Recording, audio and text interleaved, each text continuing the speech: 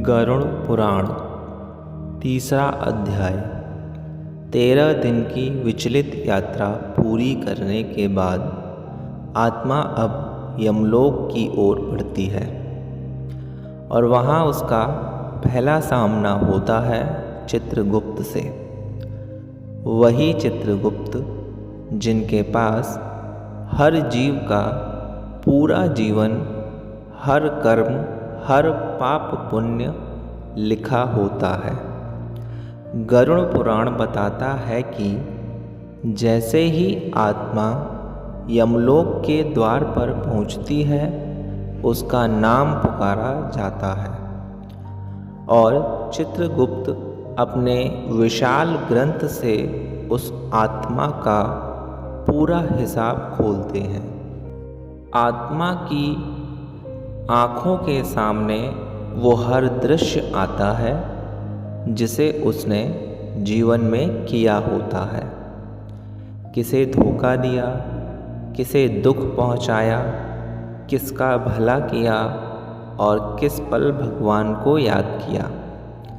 कोई भी बात छुपती नहीं, न मन की न कर्म की।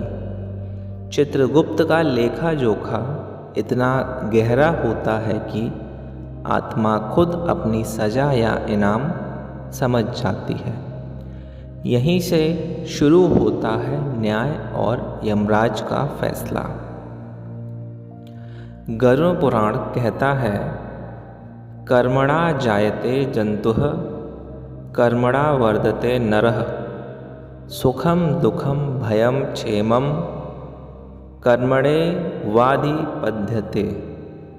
अर्थात हर प्राणी अपने कर्मों से ही जन्म लेता है, कर्मों से ही बढ़ता है और सुख दुख भय या मुक्ति भी उसे कर्मों से ही प्राप्त होती है।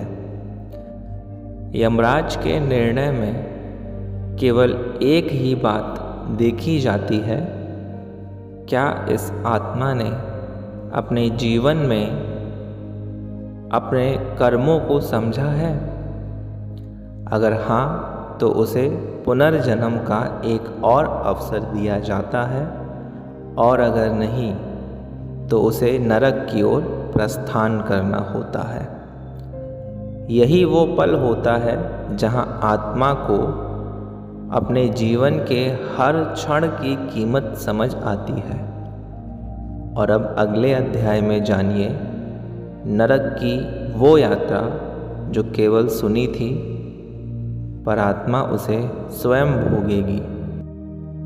जुड़े रहिए गरुड़ पुराण के अगले अध्याय में।